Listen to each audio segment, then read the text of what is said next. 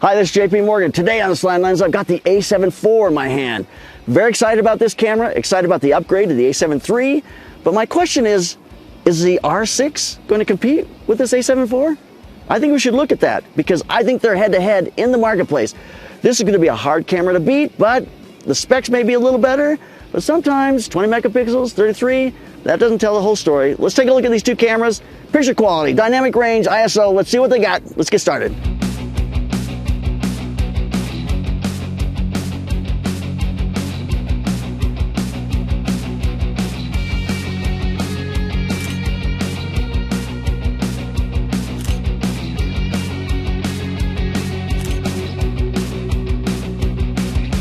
All right, we're back from Colorado, but before we start looking at these tests, I want everyone to know that on the Sony, the A7 IV, we shot on the new 50mm G Master 1.2.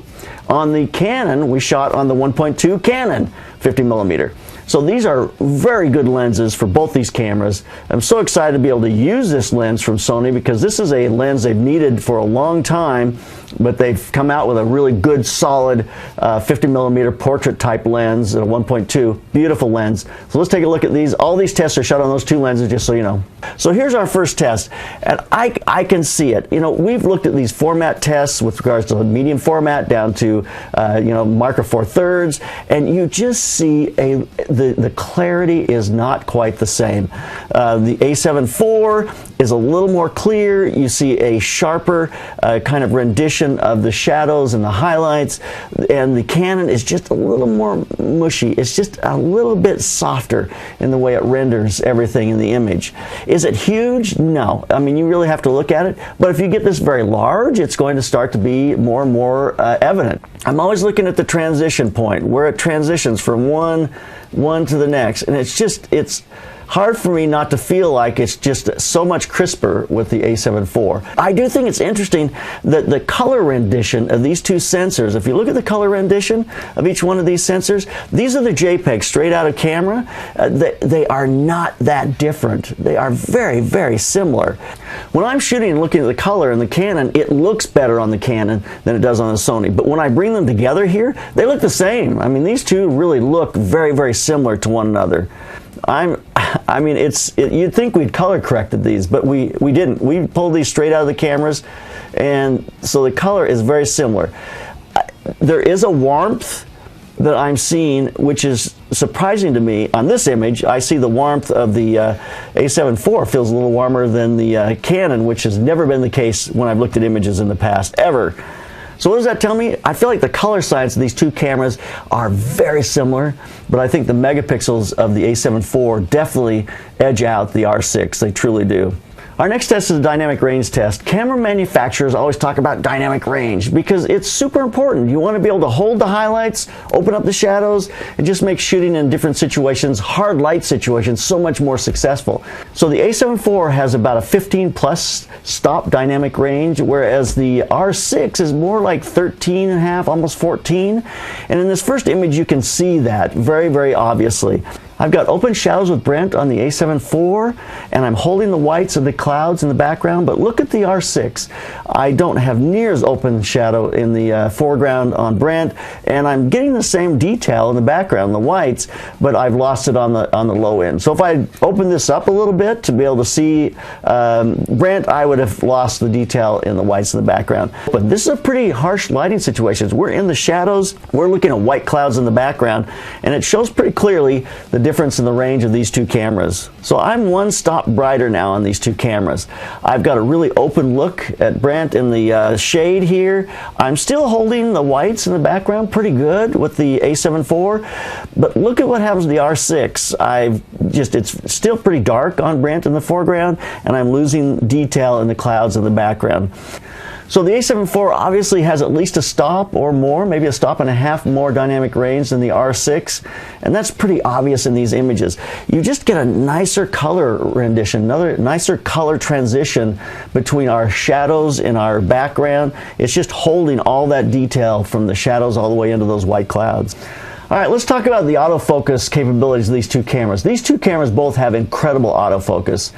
You do have more phase detect points with the R6. It has 1053, whereas you have 759 with the A7 IV. All right, so here's the A7 IV. So Brent's running towards us, and it stays right on him. He's coming at us, and it just stays right with him. As long as he keeps his head up, and we're seeing the eyes, it's just right with him. I'm not seeing any of these out of focus. That's pretty amazing. I mean, we've done these tests over the years, and you'll usually lose like 20%. I'm maybe getting some that are slightly soft, like 1 or 2 that are slightly soft. Never out of focus, but slightly soft. All right, so here's the R6. He stays, I mean, his focus is really sharp on him until he gets about right here where he's making the transition into getting a little closer to the camera, so he's going into like waist up, and I lose a couple in a row here. Then it comes back, pretty sharp, but it takes a couple here before it finally gets sharp again. So this has been more what I've seen in the past with regards to these autofocus tests, that you're losing about 20%, and it's in that transition phase between full body into tighter close-up face. Whereas I didn't see that with the A7 IV, but on the R6 I'm definitely seeing that. So let's take a look at the autofocus in video mode. This is really an area that has improved so much in the last few years. So let's take a look at it. Here's our R6. You can see our little boy, Grant's running up to the camera. The focus stays with him, it kind of moves in, and now as he turns around and goes back, it goes back. But you'll notice one thing as he goes back, as he moves away from us here, and this is pretty impressive. The R6 is staying with him all the way. It does need to be set up so that sensitivity, that move, you see it right there, it did a big jump. When he turned around and ran away from us, it had to catch up a little bit, but looks really good. Yeah, that jump there, the sensitivity needs to be changed so that this smooth is a little more smooth as it goes after him. Let's look at the A7 IV now. Boy, in this same situation, this autofocus in this continuous mode is just, it's with him the entire way. He comes in, see him going back out. Even when he turns around, we see him, it stays with him when he turns around. This is a really good one. As he runs towards us here, he comes towards us, he drops out of the frame. You see the smooth kind of roll back to the background, but he pops back up and it rolls right back to his face again. I think the A7 IV is working flawlessly here. It's excellent. All right, let's take a look at an ISO test. This is for stills, so we're just going to go through stills pretty quickly. I'm not going to spend any time on the 200 ISO. It looks really good. We jump to 400 ISO. We take a look at just the blacks are clean. Everything's excellent. If we go up to, boy, even at 800 ISO, it's pretty dang clean. When we go to 1600, I start to see the color shift just a little bit. We're seeing the Sony is just slightly green, whereas the Canon still got that kind of reddish look. If you look at the transition between the highlights to the shadows, we're starting to see some red banding. It's starting to see this kind of blotchiness in her skin. That kind of red is starting to show up. We're getting the highlights start to kind of, they just become more contrast and a little more pronounced. Although it's looking a little nicer in the R6 with regards to that transition at 1600. I think at 1600 the R6 is looking a little better. When we go to 3200, I'm just starting to see now this kind of posterization that starts to happen in the transition between the highlights to the shadows. It just starts to become this kind of red, and the contrast is heightened. We don't see a ton of green, but it's still, if you see these transition areas, it's still pretty good. I mean, the grain is looking pretty dang good. But when we go to 6400, definitely see it now. Look at the eye here on, it's just really starting to give you that posterization. Doesn't look natural anymore. 6400, it's just not real usable in my mind. At 12,800, it's like, I don't know who would ever use these things. I guess a really great picture of a famous person at this would be better, but you see the grain building inside the shadows and the highlights. You see the posterization is now really strong. The grain is really bad. Our color has shifted a little bit. You certainly see it in the red. It started to emphasize itself. When we go up to 25,600, unfortunately we got the red light of the one camera shine. It gave us a little, on the A7 IV, we got the light from the R6 shining on her face. But if we just look at her face up here, it's just grain and posterized. I mean, you gotta admit, for 25,600, it's not usable, but it's pretty impressive. But if we go on up to 51,200, the eye image, you certainly see the difference in that 20 megapixel sensor compared to the 33 megapixel sensor. At 102,400, it's grain all over the place. We don't see it. A lot of grain until we get up to about 6400, but for me, acceptable range is like 100 to 800. I feel comfortable in that range. I would go up to 1200 if I needed to on some of these. If I was shooting sports, I'd definitely go up to 3200 without any problem, because you just need to in order to get the image. All right, we're going to go ahead and take a look at the ISO on each of these cameras and just see, as you raise that ISO, how do they compare with one another. We're shooting both of these. They are a 10-bit 422 codec, an H.265. So 4K, we're looking at a 10-bit. It should be a really great image on both of them. And the very first thing I see is the Canon has very dark shadows. It's very crunchy. Of course, the color is much more orange on the Canon and more neutral, a little more almost gray looking on the Sony. When we go to 1600, I do start to see just a little bit of noise in the Canon, in the face. I start to see a little bit of color start to build on her cheek.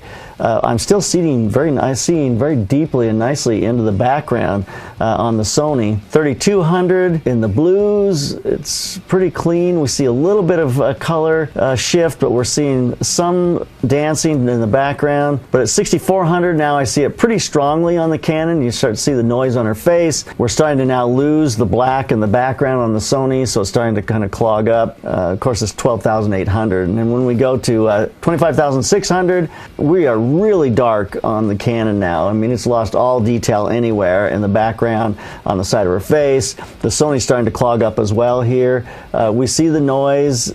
Now, the Sony's the only one that goes beyond that. It goes to 51,200. And, of course, I mean, we're getting a lot of noise now. You see it dancing in her face. You see it's just clogged up in the background. When we go to 102,400, it's very, very, very grainy.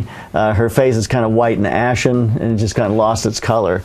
These are both great cameras. There's not a lot of digital noise with them. You certainly get to 32, 6400 starts to become usable in a lot of situations. And of course, above that, it's just a little bit crazy. But there is pretty decent detail on each of them. So let's talk about some of the ergonomics of the A7 IV. First off, they have gone to a much larger grip on this camera.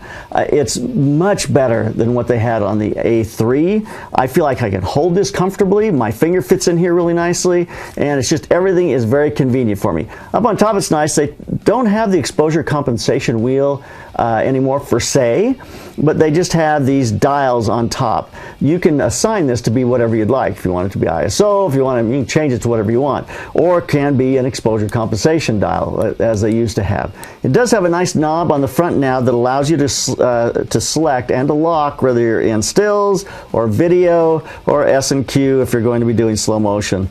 And that's a nice feature because it changes the menus inside the camera. So when you go to go to video, you now get all the video menus. But if you don't want to look at those, which you don't when you're shooting stills, they go away when you're in the still mode, most of them. The EVF on this camera is fabulous. It's like a 3,680,000 dot EVF, so you look through and you just get a very clear, clean picture. Now the back screen, the monitor in the back though, is not near as good. It's more like 1,036,000, which falls way under the R6, which is at 1,620,000.